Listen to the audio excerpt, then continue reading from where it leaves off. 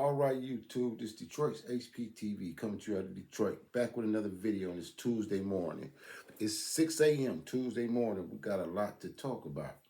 First thing I want to talk about is Joe Biden pardoning Hunter Biden. I don't care what nobody say.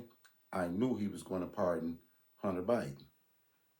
He was saying he wasn't because at the same time, they was running an election and warfare, well, not warfare, what they call it? Uh, Judicial warfare against Trump. So, of course, the Democrats, as they always do, virtue signal. You know, he said nobody was above the law because he wanted to prosecute Donald Trump. So, of course, he's going to say no one is above the law. And at that time, he thought he would win, or he thought Kamala would win. So he kept on saying he was not going to pardon Hunter. But we knew he was going to pardon Hunter no matter what. But the strange part about that is he pardoned Hunter in a type of pardon that no one has ever seen before. He went all the way back to 2014. He pardoned Hunter for crimes Hunter have not even been charged with. So what does that tell you? He charged him for, he pardoned him for crimes that he has not yet even been charged with or investigated for. He watched his back. He covered him for whatever he thinks is going to come out later when the Trump administration get in and they start investigating. Because, you know, Hunter was giving all that money working on that board over there in Ukraine. And then this was under Obama. And shortly after that, there was a coup and they overthrew the government in Ukraine and installed Zelensky. So allegedly, they were doing a lot of money laundering over there in Ukraine, in which Hunter was a part of. You know, they told you the laptop was a hoax and all of that, but, you know, we all seen Hunter smoking his rocks on the tape. But the thing about it is, why black people over there shouldn't be celebrating, he pardoned Hunter for the same thing that he buried black men for those type of drugs. Remember? With the crime bill, he enhanced the sentence if you rocked it up. He buried communities of black men with the 94 crime bill for the same thing Hunter Biden did. But he never pardoned any of them. But that's the hypocrisy of the Democrats. And he's always been Jim Crow Joe, the segregationist. He always told you that if your children went to school with his, they would turn the schools into racial jungles. And, you know, and if you don't vote for him, you ain't black, and called you super predators. And, you know his history. I don't see why you ever embraced him. But what we're going to see now is Chris Cuomo and Stephen Smith. You know, Stephen Smith, he getting like Charlemagne. You know, they jumping ship. All the rhetoric they was talking about, fascism and Nazis and all that.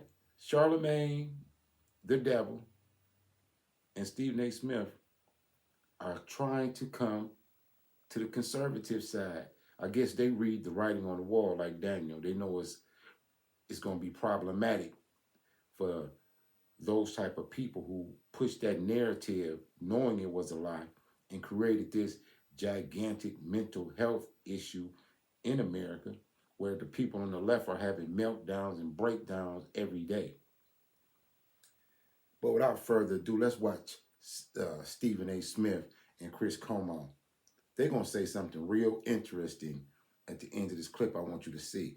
Oh, and watch to the end, because the real story is Chicago Red confronts Brandon Johnson in Chicago. Brandon Johnson done said he will stand up to Trump in defense of the migrants in Chicago. But the people of Chicago who are turning Chicago red had a message for him. And I think that Brandon Johnson is committing political suicide and crashing out. Because when you see what the Chicago Red and the citizens of Chicago have to actually say to him, that man might be in a little bit of trouble. He need to be getting the hell out of Chicago. If I was him, I'd leave Chicago. But without further ado, let's get into this first clip. It's for fair use in the 1976 Copyright Act for education, commentary, and I'm standing on the First Amendment with it. Check out Stephen A. Smith.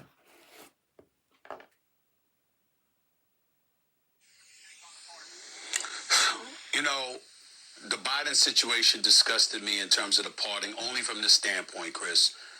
Nobody on the planet, you want to be a cynic and you want to act like you would be offended by something like that if you're one of those people out there, fine.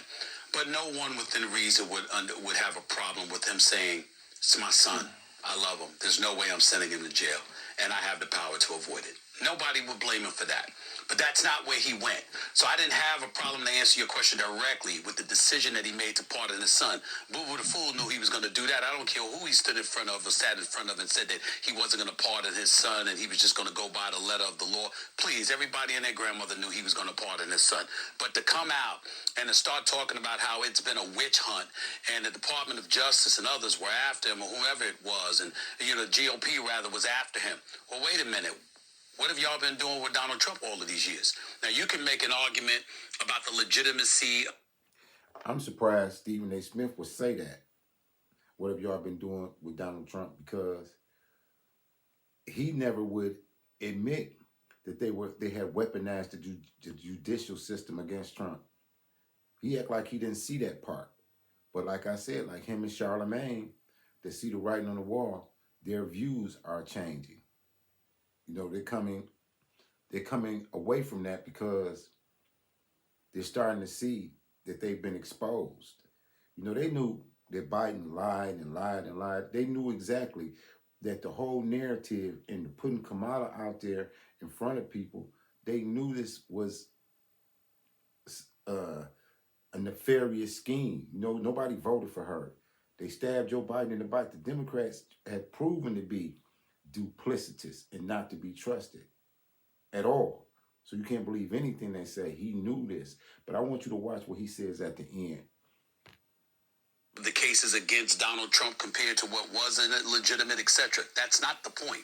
The point is it was clearly politicized. You had folks on the left who were hell-bent on going after Donald Trump because they were determined to make sure that he couldn't run for re-election or that these elements would get in the way of him possibly winning re-election. And now we know why more than ever, because they weren't confident they would ever be able to beat him. He'd been a Republican nominee since 2016. He beat Hillary Clinton with the Electoral College vote. He wouldn't concede defeat in 2020, but he did receive over 74 million votes at that particular moment in time. And then you fast forward 4 years later, despite the 34 felony convictions, the 2 impeachments, the bevy of crimes that he had been accused of, the Republican voters out there, the conservative voters out there, and a lot of independents from various communities said, he's the guy we want, and I've said it on many, many occasions. It wasn't about him. Just like it wasn't about Biden in 2020, it was more against Trump. In this particular instance, it was an indictment against the Biden administration, what had been going on for the last 4 years. Some of the things going on with the border, obviously inflation, of course crime in the streets, of course woke and cancel culture and all of that, it all played a role.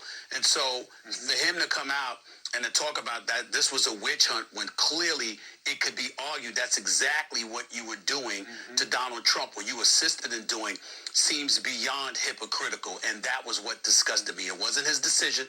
It wasn't him pardoning his son. It was the weak, pathetic explanation that he gave, which has most critics just shaking their heads and raising their eyebrows and saying, what nerve you have. Now, I agree with you 100%. I went light on that point in my open because I knew you were going to make it. I agree with you 100%. And he didn't have to do it that way. He could have just said what you said, which is, hey,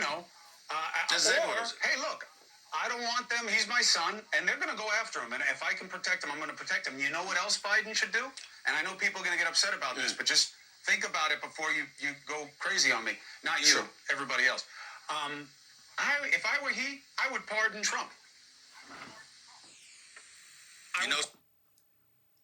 Now that's what I wanted you guys to hear, because that's an interesting thing, to pardon Trump, now that all the cases are being dropped and being dismissed.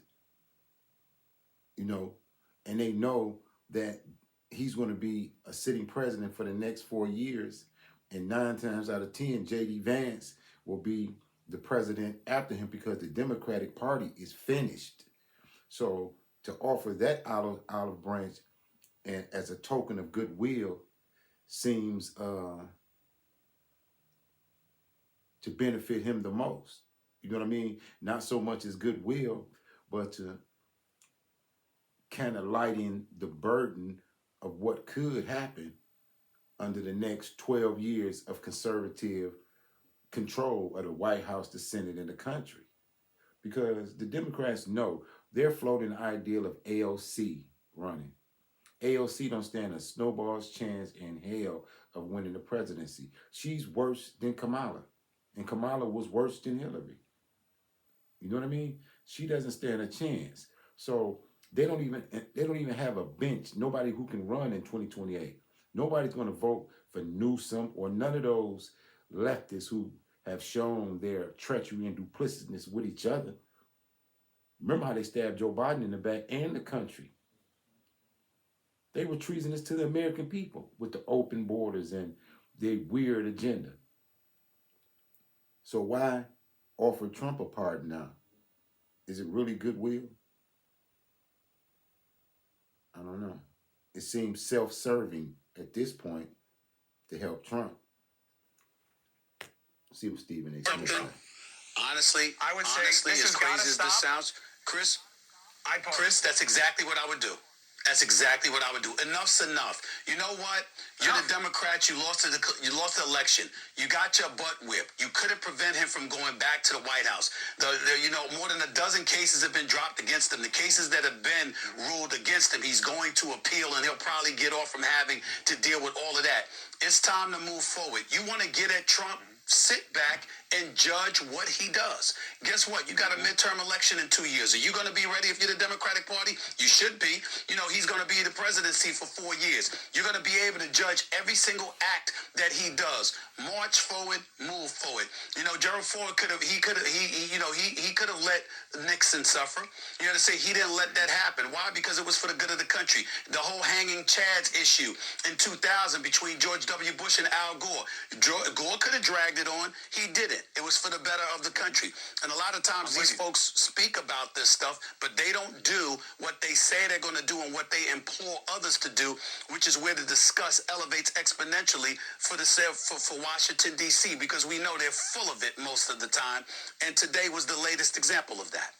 Hey, thanks for watching. Go to joinnn.com to find News Nation.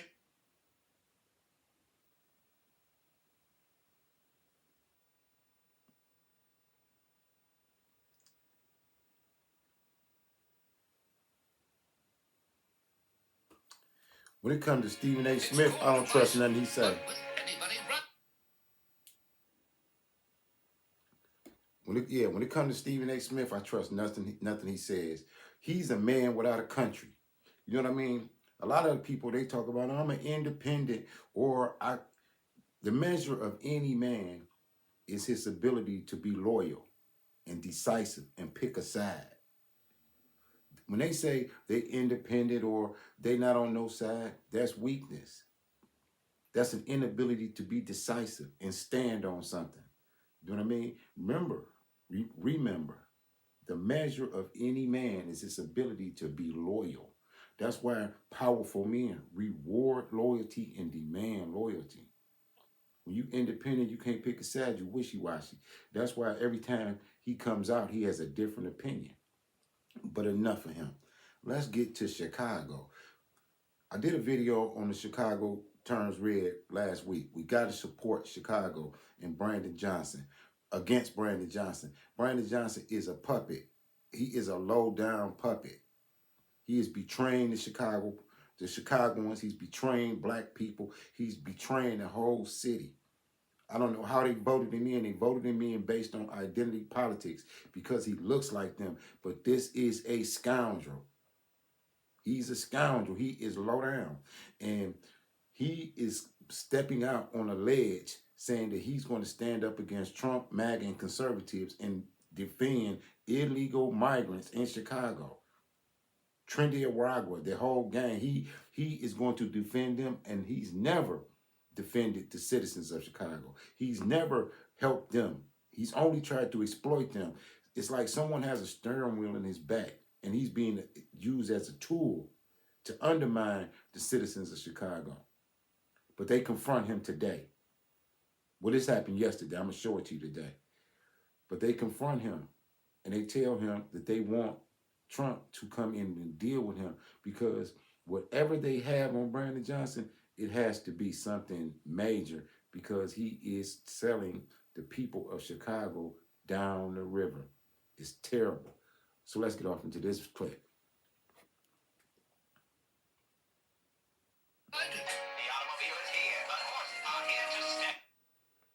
Trump, Tom Homan, make an example of this Negro right here first. Please come here first, because you know what? We're going to help you. We want a forensic. Ma'am, I would ask that you keep your, hold on a second. Stop her time. Stop her time. You told Trump you ain't gonna blink? Well, we ain't either. You ain't above the law.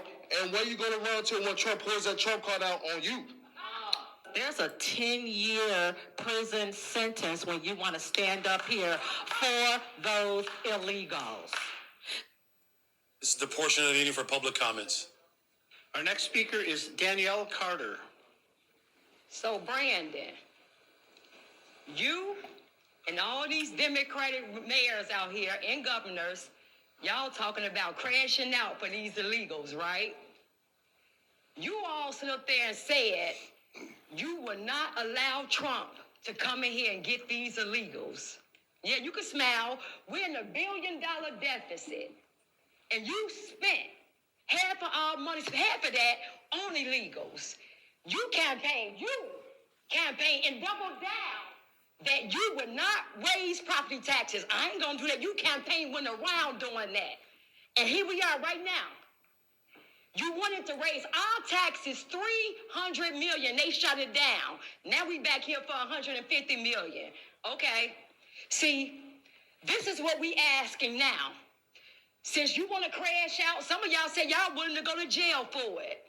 Trump, Tom Homan, make an example of this Negro right here first. Please come here first. Because you know what? We're going to help you. We want to forensic. Ma'am, I would ask that you...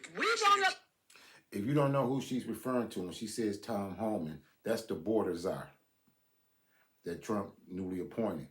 And the very fact that Brandon Johnson is saying that he is going to stand up in defense of the illegal immigrants in Chicago at the expense of those people is terrible. These Democrats is terrible, and we must support Chicago. You know, Mayor Eric Adams out in New York, he's cut their bridge cards, and this problem that the Democrats created, they created for our communities. Our communities are being overran with these immigrants. Remember Lincoln Riley. We got to support Chicago. We got to get people like Brandon Johnson out of office.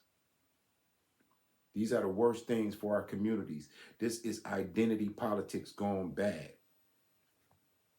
Here, hold on a second. Stop her time. Stop her time. Just a second. Just a second. Stop her time.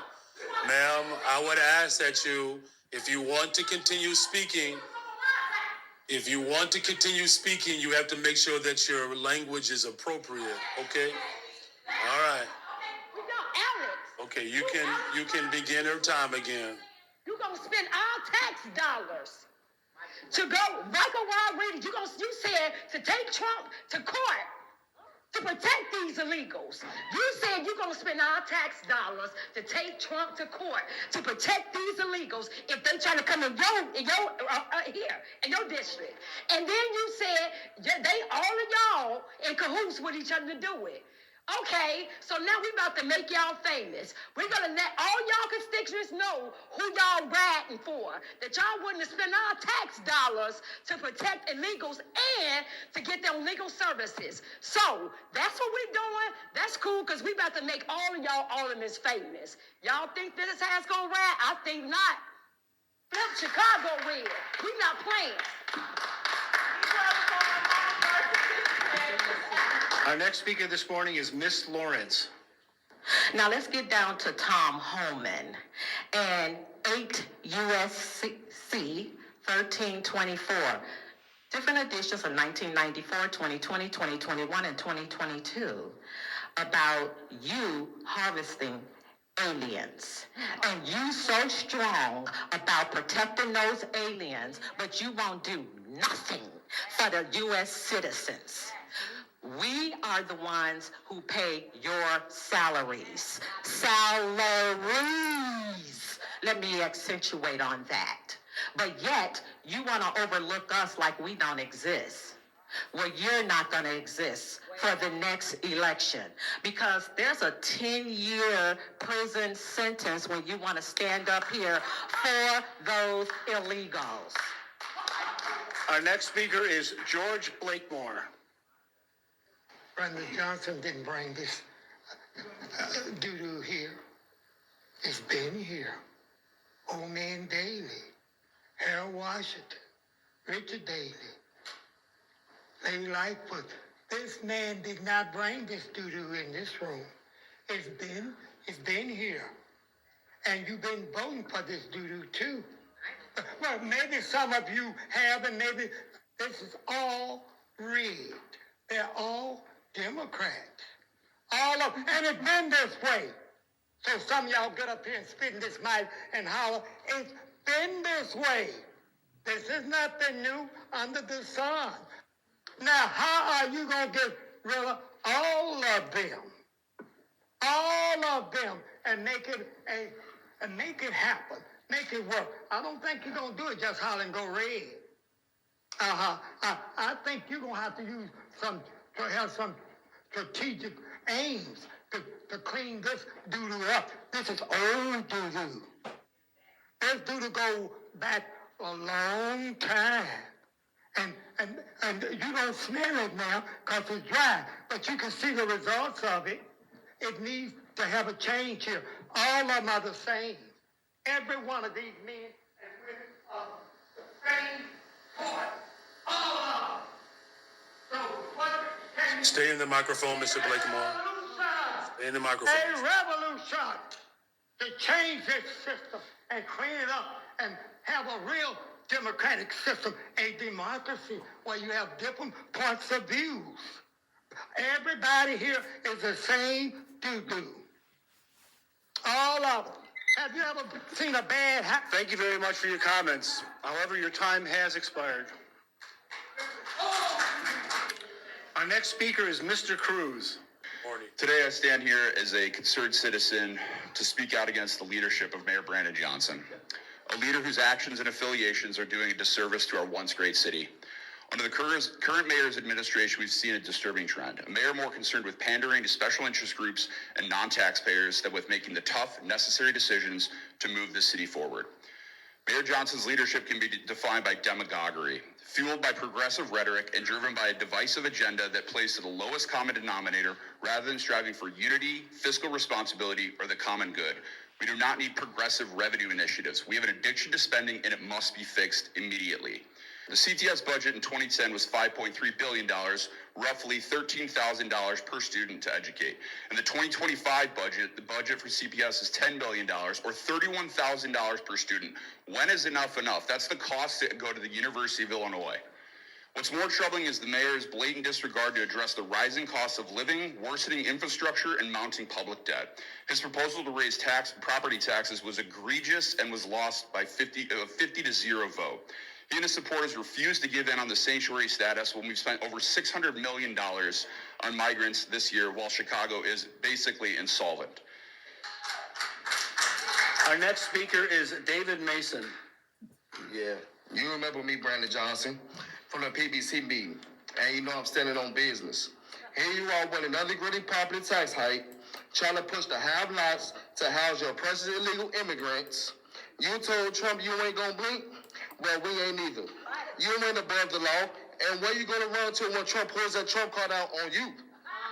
I will make it my duty to try to get my gun to perform an Operation Great Lord 2.0 in Chicago and lock all of you crooked Democrats and judges up. And it's just like that.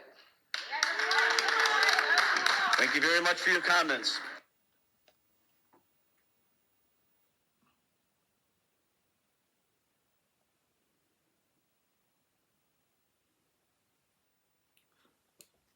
Well, there you have it.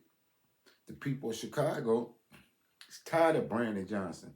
It seems like everywhere the Democrats are, they're wreaking havoc. The party needs to be finished.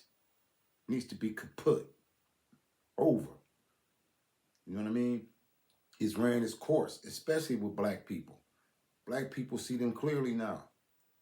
You know, and just because Brandon Johnson has a black face, those are the worst. Those black faces in high places are the worst. Those are the sellouts.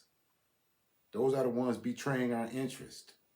So we're going to keep an eye on Chicago. Everybody supports Chicago and take a look at what they're doing with Chicago Red. As far as Biden, we already knew what he was going to do. We knew he was going to pardon Hunter, and they already have found some yayo in the White House that probably was Hunter's too. You know what I mean? They never told, how they found the yayo about a year ago in the White House. So, the Democrats is wreaking havoc everywhere they are. But this is all I got for you on this Tuesday morning. This is Detroit's HPTV coming to you out of Detroit. Support the nonprofit Detroit's Black Dawn Ash Collective. The Cash App is in the description, the channel description. As always, salute to all the patriots. Keep y'all head on the swivel, like, share, and subscribe. Peace.